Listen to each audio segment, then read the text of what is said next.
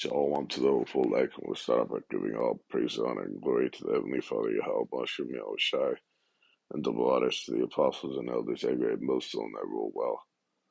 I wanted to get into the darkness that is set to befall this fucking place in the time that the Most High lets loose the destruction in the time of the end, as you can find here in Second Esdras, the 15th chapter.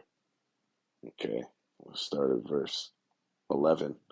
But I'll bring them with a mighty hand and a stretched out arm, and smite Egypt with plagues as before, and I will destroy all the land thereof. Okay, so just as Egypt experienced certain plagues and calamities, pretty much destructive disasters, and those are well known. Those plagues are going to befall this fucking place once again. All right, the earth, and then primarily Egypt, resurrected in the form of America. Okay, we hear constantly in these scriptures references to darkness, metaphorically, which we have understanding of. Okay, it's in reference to fucking bad times, evils.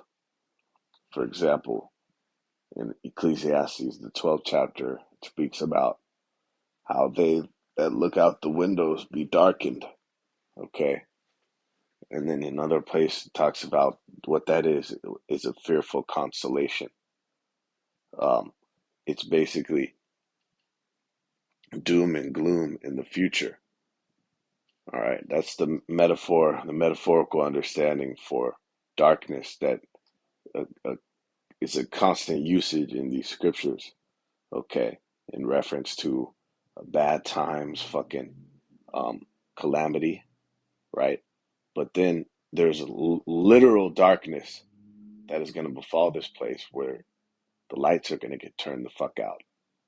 Okay, and you can use deductive reasoning and foreshadowing to easily see how all this electronics and technology is going to get shut down. Okay, because if the fucking lights get shut out, then indeed all the other power is going to get cut. Okay, going into all these appliances, and then the technology, these fucking electronic devices that these people use on the daily. Okay, really, how it's likened unto their lifeline. They've done studies where psychologically these people, they're fucking destroyed. They go into a state of panic and anxiety without their um, whether it be smartphone, smartwatch, okay, tablets, whatever else these people are attached to by the fucking hip. Okay, so you can use deductive reasoning to see that that power is going to get cut too. And motherfucker's not gonna. It's not gonna be darkness. This plague that is set to befall this fucking place. It's not gonna be the darkness that it's speaking of. But then you have your fucking phone light, your iPhone light. Okay, you can foreshadow that's gonna be done too. Okay, and just as we're required to do according to Second Esdras 9 to measure the times, um, measure the current events to these biblical prophecies, you can see that they're warning of an EMP, okay, a cyber attack, a cyber pandemic, which is a litany of fucking menagerie, really attack on attack on attack, okay, a fucking un innumerable, unquantifiable amount of cyber attacks that are just gonna bombard this fucking place, man. That's what's been predicted, and all their forecasters have determined. Okay, and we know that this nigga's gonna do it. Esau Edom, the real fucking nigga of the earth, right? The true demon against Most High's creation. We know that this man's going to do it according to his controlled demolition, his plans of that controlled demolition, a manufactured crisis, okay, that he's going to do. And of course, as well, to fucking cull the herd, the great culling that is coming, Culling. Okay, it's basically when you cull cattle. It's what he's gonna do with the masses of these fucking people, man. That's why he's got these agendas of controlled demolition to collapse these different societies, so that the people fucking die off from starvation, from killing each other. And that's what you need to understand. What do you think? What kind of mayhem that's gonna bring when the darkness falls? Okay, so many times in these scriptures you hear about the darkness. Um, there's even one I can think of, Zephaniah 1 and 15. We'll get that because that was which was written before time was written for our learning.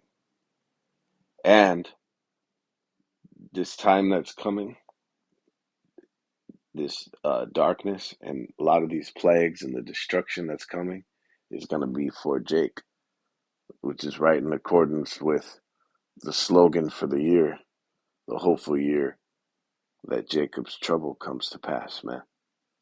But this is what a lot of these calamity and bad times that's on the menu for this fucking place. It's for Jake.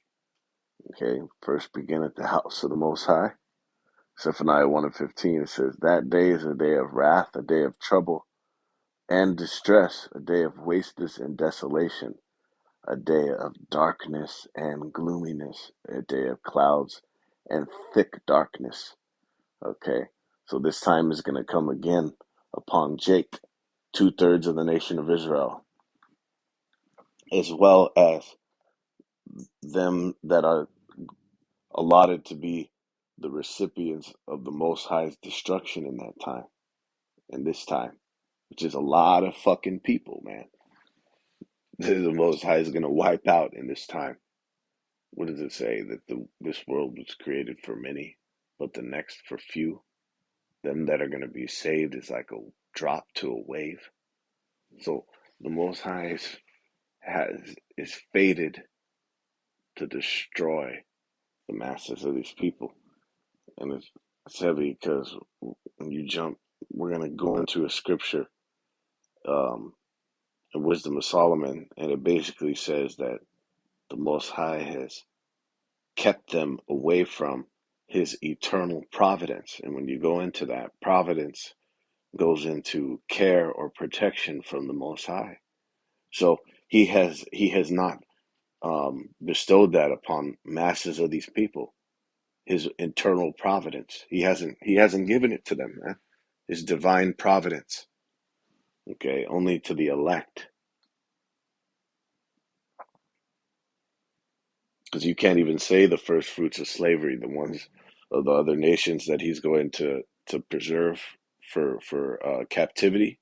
You can't even say that they're under the divine or eternal providence of Yahweh Bashem Yahushai, because that's likened unto salvation, okay, which they're not gonna fucking get. It actually could be um, deemed being taken into captivity and being the first crops of slavery can be deemed even as a worse judgment than being killed off in this time. All right. So a day of darkness and gloominess can be literal or metaphorical, figurative. Okay. But in this case, it's literal. The Most High is literally going to bring fucking darkness, a thick, unconceivable darkness upon this fucking place, man. All right. Just as it said, he's going to smite Egypt with plague as before. And let's see, let's get that account.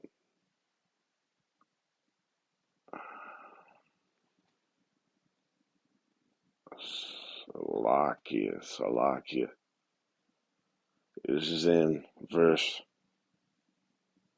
21. It says, it's Exodus 10 and 21. And Yahweh Shem Yahweh Shai said unto Moses, stretch out thine hand toward heaven, that there may be darkness over the land of Egypt, even darkness which may be felt. Okay, and Moses stretched forth his hand toward heaven, and there was a thick darkness in all the land of Egypt 3 days. They saw not one another, neither rose any from his place for 3 days. So they were, were um, pretty much standing still or sitting still, exactly in the place they were when the darkness fell. Okay, because the darkness was so thick that they couldn't move. They couldn't even fucking move, man. It says, but all the children of Israel had light in their dwellings, and we know who that is, right? That's going into it's it's also metaphorical. It's symbolic for the elect. Okay, let's see. Let's get that in the blue letter. Exodus 10. Let's get that darkness, and then we'll get the word that they felt. Because I'm sure it didn't fucking feel good. Okay. This word darkness. Exodus 10 and 21.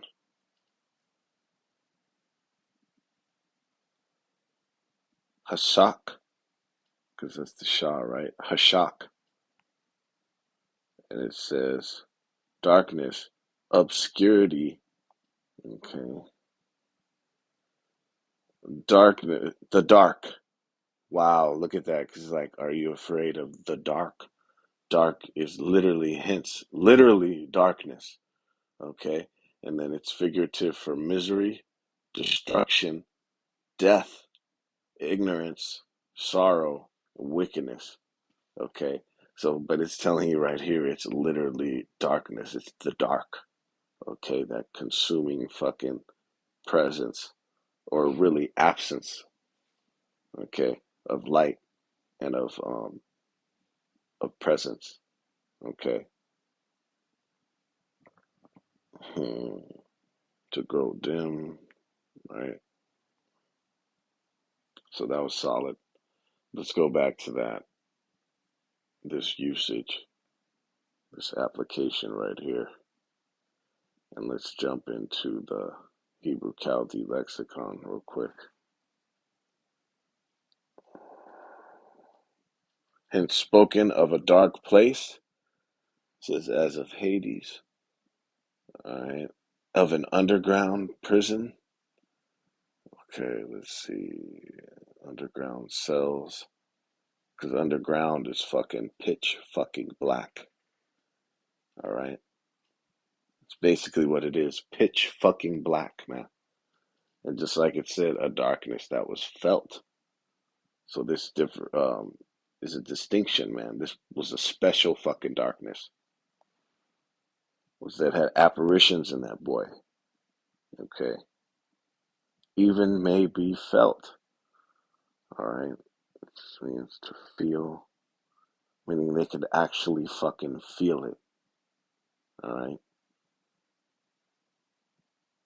Like they say, tension that's so thick that you can cut it with a knife. All right. It was like that, but on even a heightened level because of the divinity of the Halbashim Yahushai. Okay. By implication, it says to feel. Okay. So they were, it's likened unto them being fucking blind, man. So they were like they were able to touch it. Okay. And then let's go into that thick real quick.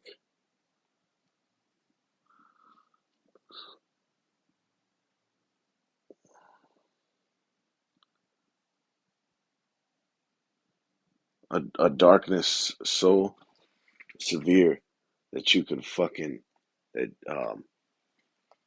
that it feels like it's suffocating you, man.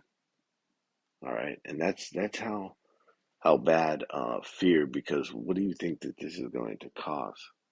Okay, extreme fucking fear. All right, what is the case for somebody to be mortified? And there's another word too, to be it's a fear is so great that you freeze. Um, not stupefied, but it's something like petrified, petrified. Okay, these people are going to be fucking petrified, man, in this darkness. A darkness so severe and so fucking fearful that it feels like it's gonna swallow you, man. Okay, you can feel it in your soul. So thick is this thick, right? Is going into darkness and gloominess, and then calamity. Okay, so that darkness is synonymous with calamity, which is fucking destruction, man. Period. Point blank. Pure and utter destruction. And that's what's going to be happening to these fucking people. And it's going to expound beautifully. This is in Wisdom of Solomon.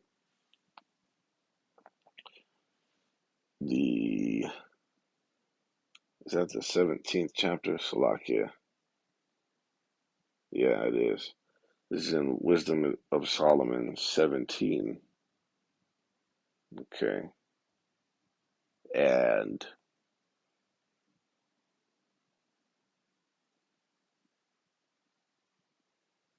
5. Okay. No power of the fire. Salakia. Let me just start up, man. This is Wisdom of Solomon 17 and 1. For great are thy judgments and cannot be expressed. Therefore, unnurtured souls have erred. For when unrighteous men thought to oppress the holy nation, they being shut up in their houses, the prisoners of darkness, and fettered with the bonds of a long night, lay there exiled from the eternal providence. Okay. So this is in reference, obviously, to those Egyptians, man, that oppressed the nation of Israel. But guess what? You know who's the holy nation now at this juncture? Who is Israel? Um, like it says, not all Israel is of Israel. Okay, there's an Israel, and then there's an Israel of the Most High. And at this juncture, the only real Israel, if you will, because what the fuck are these two-thirds doing? Or these even worse, what's worse than a two-third? A fucking a perpetrator. Okay. Um a nigga claiming to be an Israelite, but is on a wicked, but is immersed in wicked fucking doctrine. And then on top of that, teaching men so okay. So those, they are in that category of the two-thirds they are that are not of Israel, even though they are Israelites, right? The Israel of Israel, the Israel of the Most High, is that holy nation is the elect. And not only is the heathen oppressing the holy nation, oppressing the elect, but you have the two-thirds that oppress the elect immensely, okay? Just as much as these fucking false Israelites. That's what you gotta call them. These false prophets. That's what we'll call them. False fucking prophets. We'll call them what the fuck they are, man. Okay? So they fall into this category as well. Unrighteous men that are oppressing the elect. Okay? Who's done more uh, fuckery to the men, the apostles and elders of Great Millstone than these other fucking camps, man. Okay? They've done even worse than E. Than E is doing at this time. All right. And just like it said, that darkness, they were prisoners to that darkness because they couldn't do fucking a goddamn thing. They were subject to staying in one place, man. So they were a prisoner to that darkness, and it likened it to uh, that long night, which was the 3 days, right? It referenced it to you having uh, fetters and bonds, okay? Just like fucking shackles, man. Shackles and cuffs, right? Ball and fucking chain. And then, like it says, they're exiled from the eternal providence. That's from the care and protection and salvation of the Most High. Okay. And it talks about how the 2/3 of the nation of Israel and even them of the heathens that are going to be destroyed. Don't you know that they were ordained into that condemnation? Okay. Anybody who the Most High has fated to be slated to be fucking destroyed in that time, shit, that Lord willing, we be part of the number that are saved, and that's the fear of it, man.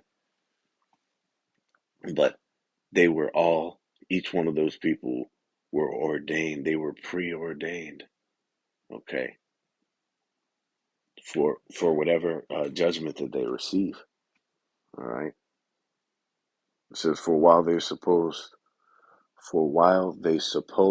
to lie hid in their secret sins, they were scattered under a dark veil of forgetfulness, being horribly astonished and troubled with strange apparitions. For neither might the corner that held them keep them from fear, but noises as of waters falling down sounded about them, and sad visions appeared unto them with heavy countenances. Okay, so it was a spirit that came with that. It was a spirit of just of devastation. Okay, their soul and their spirit and their mind, they were fucking devastated, man. Because that's ultimately all that those feelings and um moods and shit like that people experience. It's all spirit, man. Okay, and where does it all come from? The Most High. So He's going to put that spirit of just fucking of to be crushed and devastated in your spirit, man. Right?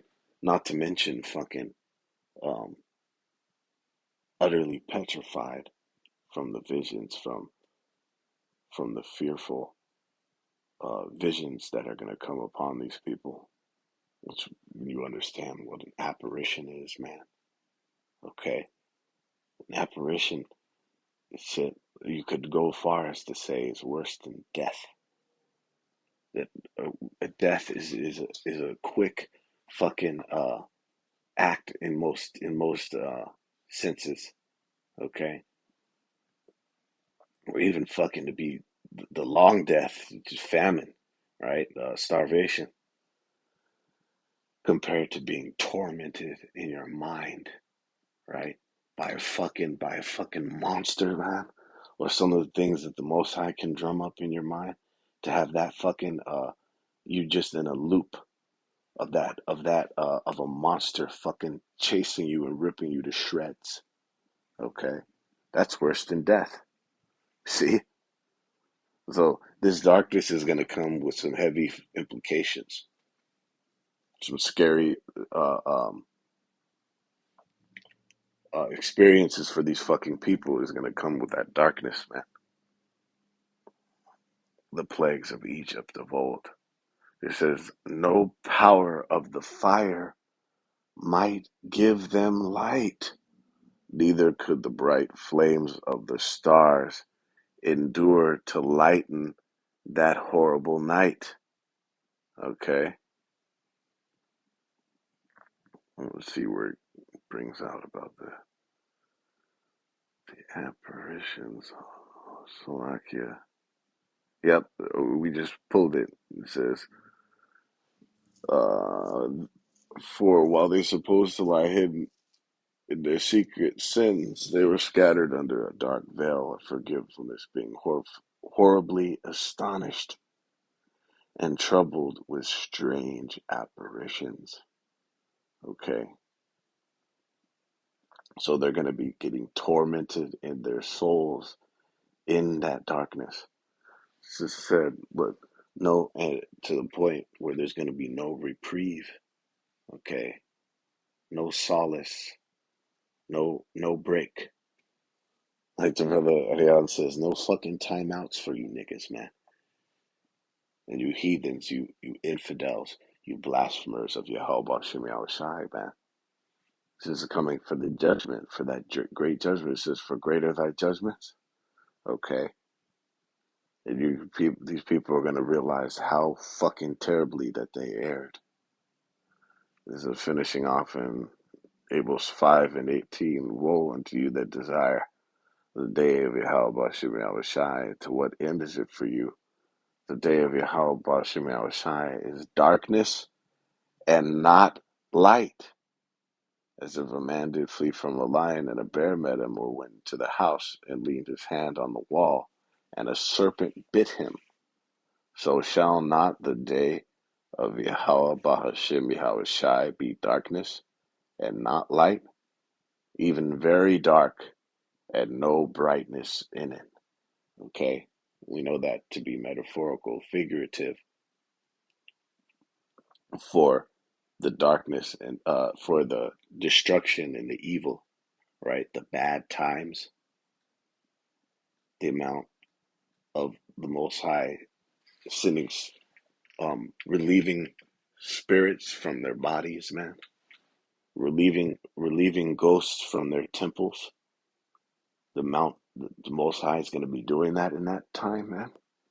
All right, he's going to be out of this fucking world. It's going to be unconscionable to the human psyche when we start to see these things, man. But of course, the men of Yahweh Shem Shai, the elect, will say, is going to be prepared for that. All right, as much as humanly possible. That they're going to prevail through that. Period. Not one of them is going to get lost. All right, because they've been in preparation of that in these times, going into that wisdom and knowledge, be the stability of thy times. Okay, so it says, no brightness in it. That's figurative, as we just went into, and it's literal. Okay, like it said, literally the dark. The darkness is gonna fall over this fucking place, man. To where, like it said, to where no light can be put to it. And through that, you could use deductive reasoning and foreshadow that. That means all the fucking electronics are gonna be cut. Anything that gives light, okay? That's what that's saying. When this place gets fucking uh, hit with the plagues of Egypt, as before, okay? You can expect that. You could fucking guarantee and bet your bottom fucking dollar that darkness is going to be one of the components, one of the destructive calamities that comes upon the earth in the day of the Most High. Okay, day of the Most High's visitation. All right. So with that, all praise, honor, and glory to the Heavenly Father, Yahweh, Bahashim, Yahweh Shai, Shalom.